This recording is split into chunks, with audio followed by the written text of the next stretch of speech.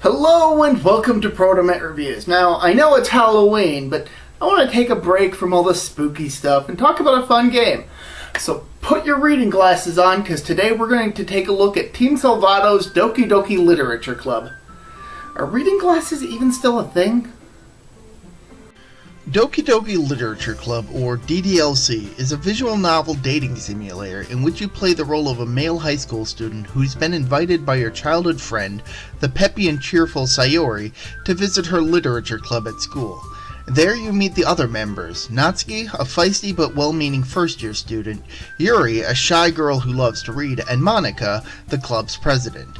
Your goal in the game is to romantically pursue one of the girls, as is the goal of pretty much all dating sims.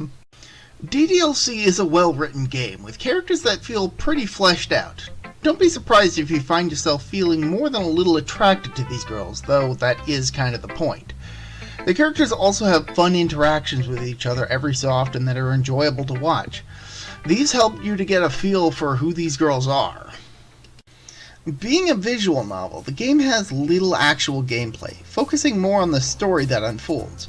You will occasionally come across multiple choice selections to change the course of the story, but the most gameplay you'll experience is the poem writing minigame, where you would pick 20 words from a list that you feel will resonate with the girl you're choosing to pursue. It's a pretty simple minigame, and you can pick a random assortment of words if you're not sure which girl to pick. These poems are then shared with the girls towards the end of each in-game day, and they might share theirs with you in return. The music, while somewhat repetitious, is still pleasant to listen to, with some tracks altered to reflect the girl you're interacting with at the moment. And the game has some excellent art, and you can find different images for the various girls by following their respective paths in the game. The game also has a nice feature that lets you save at almost any point in the game, even having multiple save files, so if you want to be a sneaky cheat and try following the paths for all the girls, you certainly can. There's even a skip button to fast forward through text you've already seen.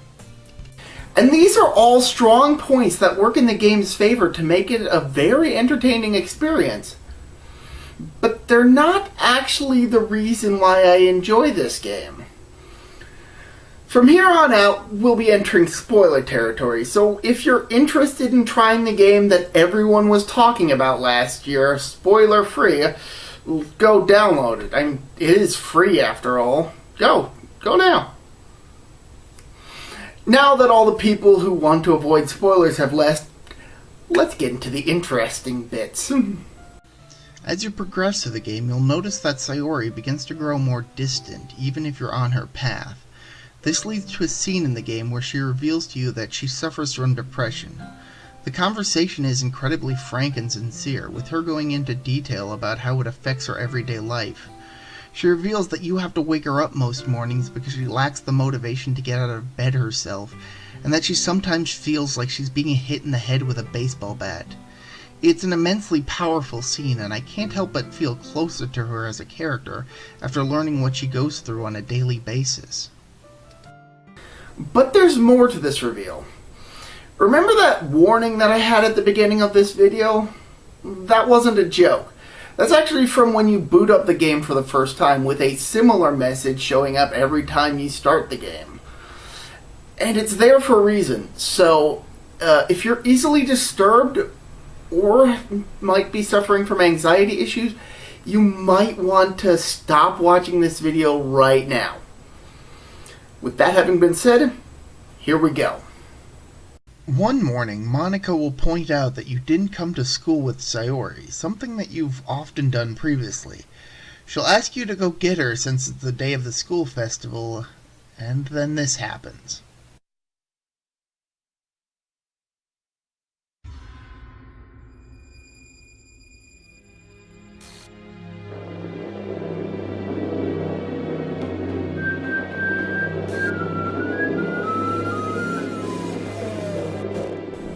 There's nothing I can say to convey just how unpleasant that scene is. I've played through the game multiple times, and each time I get to this point, I always get anxious, even though I know exactly what's going to happen. Because it always happens. Regardless of how you play through the game, this scene always happens, no matter what you try to do to prevent it. Now, I personally suffer from an anxiety disorder, and this scene just kicks that into overdrive. And honestly, if not for the fact that I knew it was going to happen the first time I played this game, I likely would have stopped playing right there. But let's replay a bit of that scene again.